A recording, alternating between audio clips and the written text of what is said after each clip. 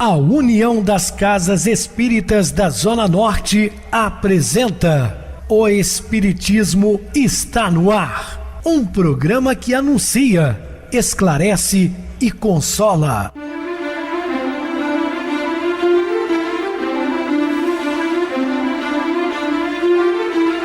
Não se turve vosso coração.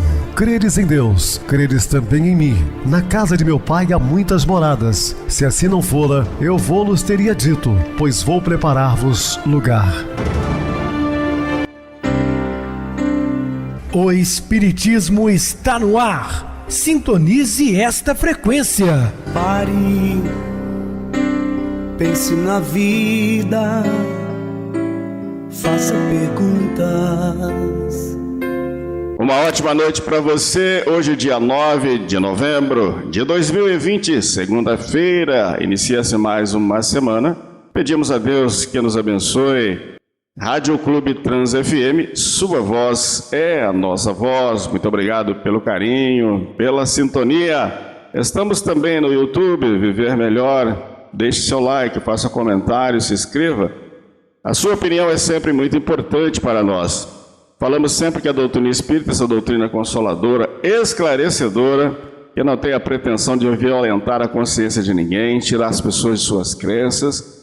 Todos podem nos ouvir livremente. Recebo carinhosamente no programa meu querido amigo, divulgador e trabalhador espírita do ID, Instituto de Difusão Espírita, Marco Kistema. Uma boa noite, seja muito bem-vindo. Boa noite, Pedrosa, boa noite, meus irmãos e minhas irmãs, que tenhamos uma ótima semana com muitos estudos e reflexões. Meus irmãos, vamos estudar sobre o confucionismo. Podem perguntar, mas o que o espiritismo tem a ver com isso tudo? Uma vez que a doutrina espírita estuda todas as doutrinas religiosas, devemos saber sempre o que o outro religioso pensa. É uma doutrina muito antiga, aproximadamente 600 anos antes de Cristo, muito interessante. São doutrinas que antecederam a chegada do cristianismo entre nós, doutrinas não cristãs. Dúvidas? Entre em contato conosco ligando para a Rádio Clube FM, que é 0 operadora 32 3211 5697. Para falar comigo, utilize a Oi 98801 2675, WhatsApp 984 49 49 novamente 59, o e-mail espiritismoestanoar@hotmail.com. Interajam conosco, façam perguntas, tirem dúvidas, estamos à disposição de todos os ouvintes. Eu aproveito para mandar um abraço muito especial, super carinhoso, ao meu grande amigo Jason, pintor. Ele segue o movimento evangélico, mas está ouvindo o nosso programa, sempre fazendo comentários, está feliz. Então, meu querido, permaneça na sua fé. Como eu falei, pode nos ouvir livremente, porque aqui jamais vamos falar mal de qualquer conceito religioso. Mas nós estudamos tudo com muito respeito, inclusive, às doutrinas religiosas. E muito obrigado pelo carinho e pela audiência, que Deus lhe abençoe. Vamos agora para aquele momento muito especial, que é o nosso momento de oração. Sintonize esta frequência. O Espiritismo está no ar. Momento de oração. Queridos irmãos, queridas irmãs, vamos elevar nosso pensamento a Deus, nosso Pai Jesus, nosso Mestre, e agradecer as oportunidades de trabalho no bem que não param de chegar para as nossas ações e para o nosso avanço moral. Muita paz e muita luz a todos. Estamos apresentando O Espiritismo está no ar. Bem, meus amados irmãos, estamos de volta com o assunto da noite, falando sobre o confucionismo, uma doutrina filosófica chinesa muito antiga que antecede praticamente 600 anos antes de Jesus. Então, o confucionismo é um sistema filosófico chinês de natureza moral e religiosa criado por Confúcio. Esse Kung Fu aí é a origem também de um tipo de luta, né, que surgiu na China antiga e que tem por base os princípios ensinados por Lao Tse. Entre as preocupações do confucionismo estão a moral, a política, a educação e a religião. São conhecidas pelos chineses como Junshaio, ensinamentos dos sábios. O confucionismo se tornaria a doutrina oficial do Império Chinês durante a dinastia Han, que vai do século III a.C. até o século III depois de Cristo. Então, um total de 600 anos, essa doutrina foi a religião oficial do Império Chinês, da dinastia Han. Vários seguidores dessa doutrina moral deram continuidade aos ensinamentos de Confúcio após esse período. Então, Confúcio é considerado um sábio da antiguidade, né? Um homem que contribuiu muito com a elevação moral do seu povo. Ele foi contemporâneo de Lao Tse, adotou algumas ideias também do seu amigo. Dong Zhongshu, por exemplo, fez uma reforma no confucionismo, fundamentando-se na teoria cosmológica dos 5 elementos. O pensamento taoístico ensina que existem na natureza 5 elementos, os quais se interagem e se relacionam, sendo necessários à manutenção da vida, que é metal, madeira, terra, ar, água e fogo. Isso é uma ideia, então, do taoísmo inicial. Tais elementos não devem ser vistos apenas como representações materiais, mas como símbolos e metáforas. A interação desses 5 elementos é feita por meio de 2 ciclos, da produção e do controle. Como eu falei, são ideias ainda do taoísmo que adentraram ao confucionismo. São religiões que acabaram influenciando. Wang Chong utilizou-se de um ceticismo lógico para criar as crenças infundadas e os mitos religiosos. Mengzi, Mencio ou Mancio e Xunzi desenvolveram e expandiram o confucionismo na sociedade chinesa, ensinando a doutrina dentro de uma perspectiva mais naturalista. Essa renovação doutrinária foi denominada de neoconfucionismo. Mencio, em particular, acreditava na importância da educação para modificar a natureza humana.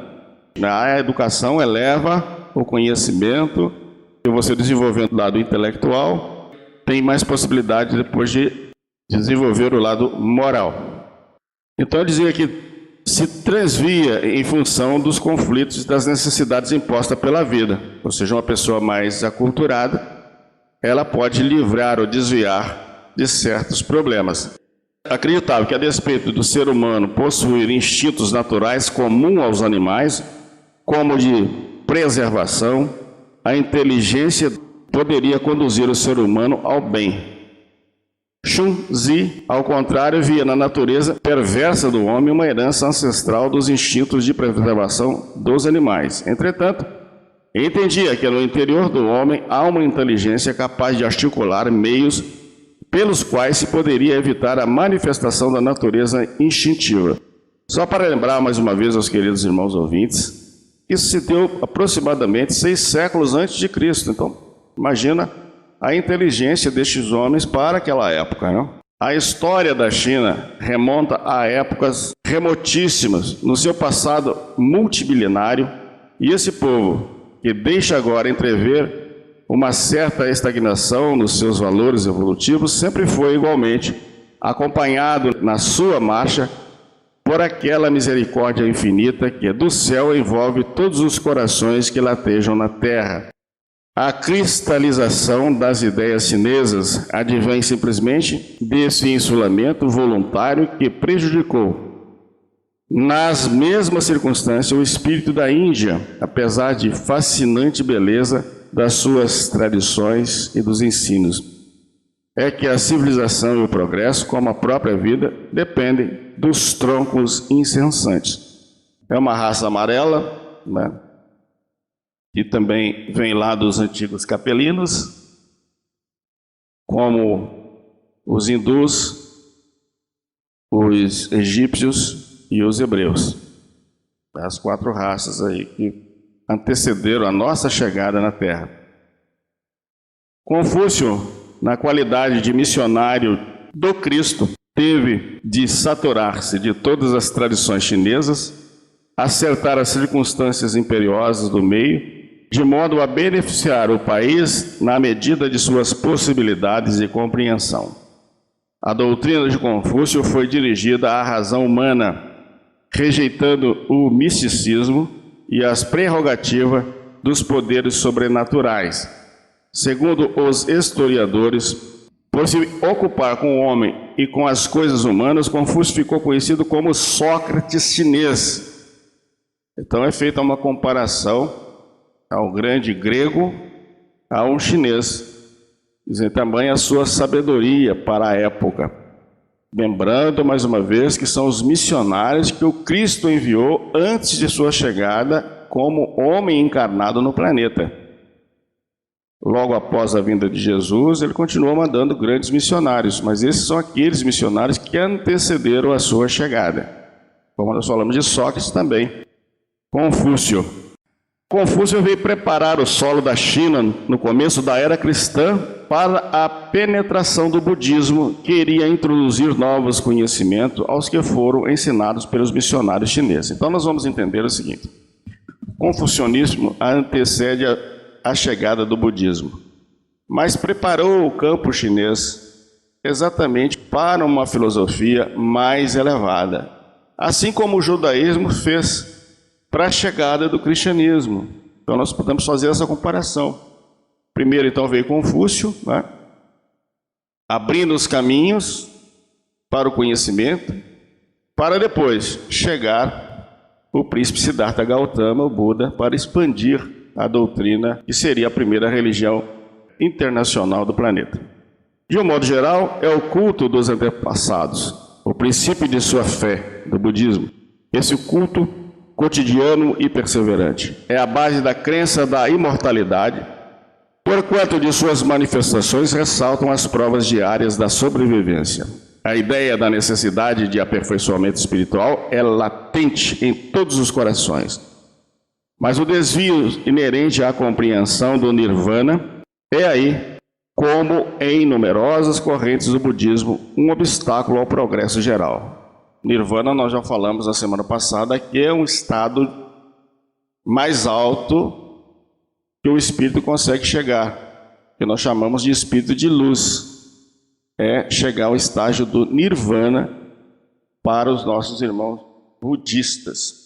O nirvana, examinado em suas expressões mais profundas, deve ser considerado como a união permanente da alma com Deus, finalidade de todos os caminhos evolutivos, nunca, porém, como sinônimo de imperturbável quietude ou beatífica realização do não ser. A vida é a harmonia dos movimentos, resultantes das trocas incessantes no seio da natureza visível e invisível. A sua manutenção depende da atividade de todos os mundos e de todos os seres. O nirvana é como chegar à condição de espírito crístico, pelo menos essa é a ideia dos budistas. Quando o homem aproxima-se de Deus através do seu campo evolutivo, já chegando no estágio de angelitude. Queridos irmãos, queridas irmãs, vamos agora falar de uma religião surgida no Japão, o Shintoísmo, oriunda de prática anímica ancestral miscigenada com o totemismo. A palavra Shinto, via dos deuses ou caminho divino, utilizada no século VI d.C., substituiu o termo búdico Butsudo, caminho de Buda. O shintoísmo tem a sua base no culto dos mortos chamados de kami.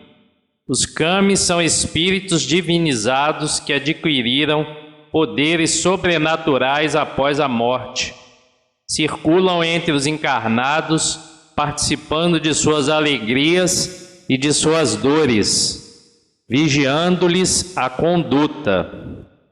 Os historiadores informam que o shintoísmo é uma religião que não comporta um código moral ou um decálogo, propriamente dito, porque os seus seguidores consideram o povo japonês uma raça divina. Daí não existir a necessidade de um código moral. Nesse sentido, o shintoísmo prescreve na veneração dos seus mortos os deveres religiosos de, primeiro, purificar o coração por meio do arrependimento das ofensas praticadas contra os espíritos. Aliás, essa é uma ação que em qualquer religião deveria ser frequente. O perdão, a purificação do coração para a gente poder perdoar. E o segundo, o de tornar puro o corpo pela higiene física, uma vez que o corpo recebemos de presente para que o espírito o habite durante a encarnação. No início da era cristã, chega ao Japão o confucionismo, trazido da China. Sua influência limitada aos círculos cultos alcança o século XVII. O livro de lendas confucianas, denominado Os 24 Modelos de Piedade Filial, exerceu forte influência na educação japonesa, por retratarem uma moral familiar e conservadora, compatíveis com as tradições shintoístas, as quais, por sua vez, têm como princípios o amor à família e o respeito aos ancestrais. Com a introdução do budismo no Japão, feita por coreanos, surgiram divergências entre os shintoístas e os budistas, tais como: primeira, o shintoísmo admite vários deuses. O budismo, em sua origem, não admite qualquer deus. Segunda, o shintoísmo prega a sobrevivência definitiva, sem reencarnação dos espíritos dos mortos, não existindo para os mortos punição ou recompensa, independentemente da vida que levaram. Já o budismo prega a transmigração das almas, reencarnação, até que estas se purifiquem e atinjam o nirvana. Como Pedrosa falou, o estágio mais avançado que o espírito pode adquirir. Somente a partir desse estágio é que a reencarnação não mais ocorre. Outras religiões que falaremos brevemente, o islamismo e zoroastrismo. De todas as religiões não cristãs, o islamismo é a mais próxima das do Ocidente, em termos geográficos e religiosos, pois como religião tem origem judaica e como filosofia sofreu influência helênica ou grega. O islamismo foi fundado pelo profeta Maomé da tribo Quraysh, nascido em Meca, há aproximadamente 570 anos depois de Cristo. No roteiro 29, mais à frente, em estudos posteriores, estudaremos com maiores detalhes a doutrina do Islã. O mazdeísmo ou zoroastrismo é uma religião fundada na Pérsia por Zoroastro ou Zaratustra, cujas origens se perderam no tempo, mas que foi inspirada no deserto e na solidão. A base dessa doutrina era a grande luta entre o bem e o mal, vivendo as criaturas influenciadas por bons e maus espíritos. O homem é livre em suas ações, já Zoroastro pregava o livre-arbítrio. O homem é livre, mas se vê sujeito às influências das forças do mal. Conservando a ação, a palavra e pensamento puros, afastava-se do mau espírito e se aproximava do bom espírito. Devia conservar limpos o corpo e a alma. Na morte cabia-lhe um lugar que estava em relação com o que praticara em vida. Os atos do homem na vida iam determinar a sua situação na morte. A religião de Zoroastro, afirmam os historiadores e mitólogos, tinha leis morais de extraordinária elevação. Há quem afirme que Zoroastro nunca existiu, mas pela leitura do Zend Avesta e dos hinos antiquíssimos temos notícias que ele não foi um mito, mas um homem que, à semelhança dos grandes profetas ou de pessoas de maior envergadura moral, muito lutou e sofreu. Segui o bem, fazei o bem, pensai no bem. Assim falou Zaratustra. E para encerrarmos, vamos falar brevemente das religiões primais.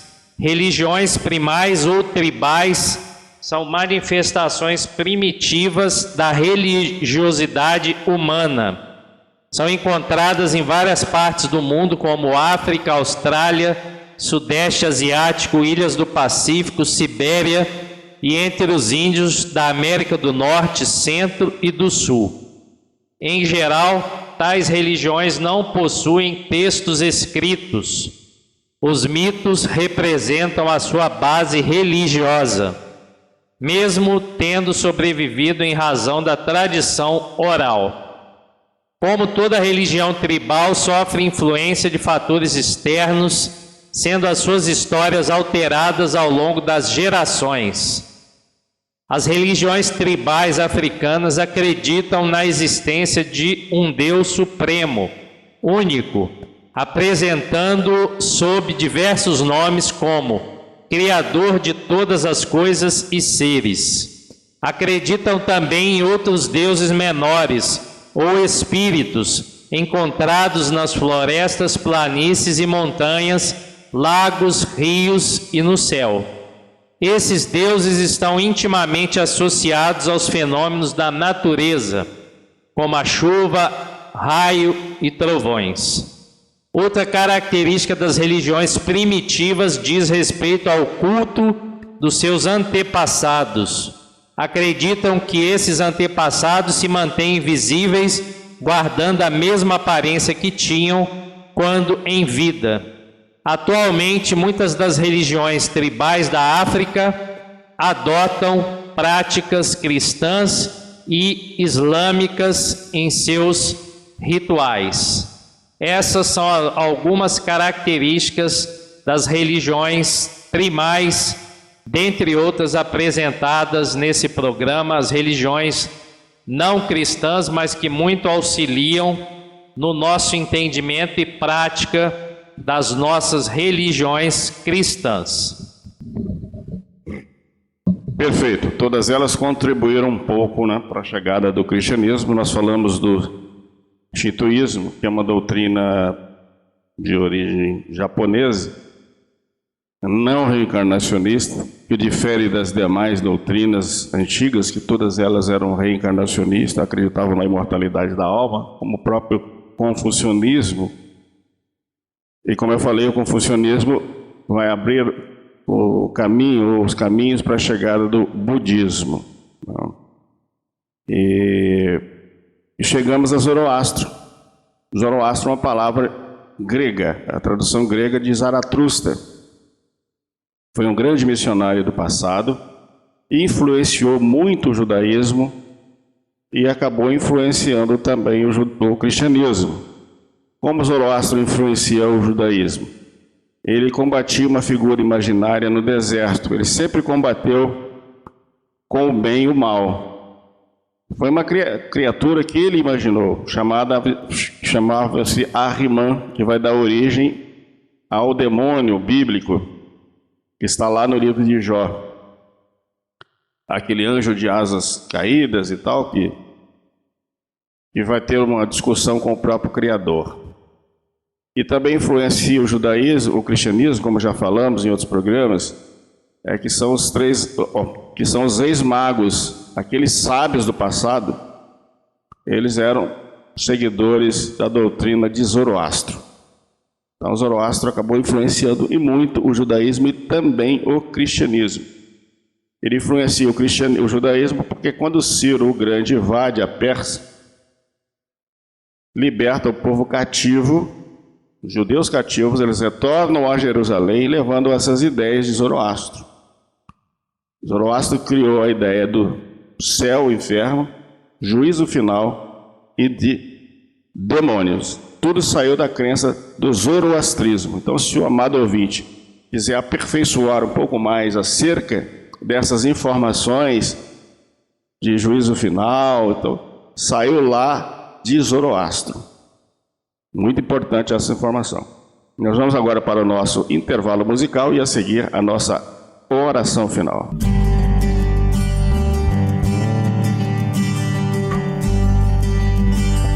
As flores são esplendorosas, são nossas irmãs, são tão generosas, embelezam o existir, estão em toda parte. As flores são obras de arte, as flores nos fazem sorrir, elas traduzem saudade nas variedades, são imortais na lei do eterno bem. As flores existem também no além. As flores são obras de arte, as flores nos fazem sorrir. Venha ser feliz a primavera, diz a humanidade, e Deus pôs nas flores a bondade. Vamos sentir todas as flores, esquecendo os amargores da sombria ilusão. As flores inspiram a paz e qualquer um é capaz de criar um jardim no coração. Venha ser feliz a primavera, diz a humanidade, e Deus pôs nas flores a bondade. Vamos sentir todas as flores, esquecendo os amargores da sombria ilusão. As flores inspiram a paz e qualquer um é capaz de criar um jardim no coração, de plantar um jardim,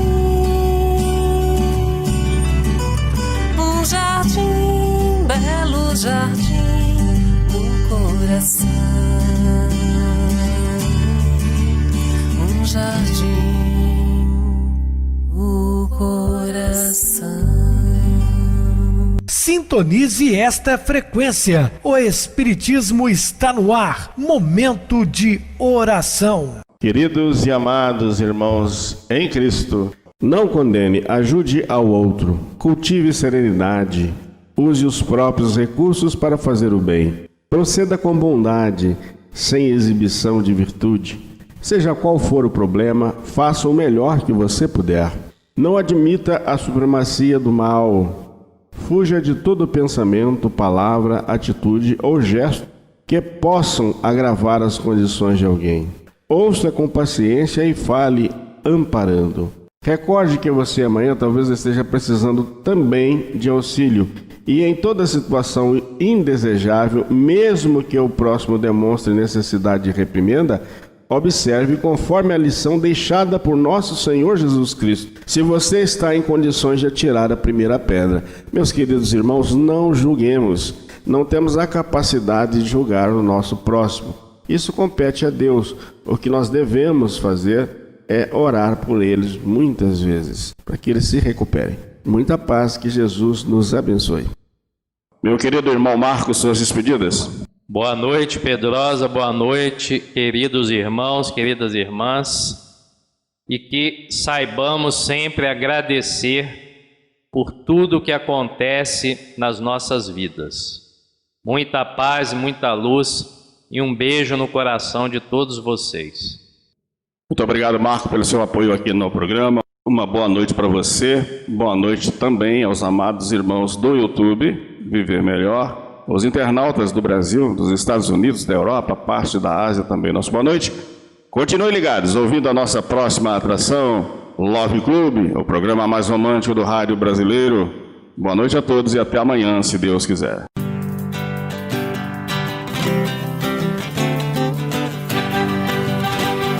A União das Casas Espíritas da Zona Norte apresentou O Espiritismo Está no Ar, anunciando o Evangelho de Jesus, esclarecendo sua mensagem, consolando corações. Olhe pro céu e descubra imagens de luz.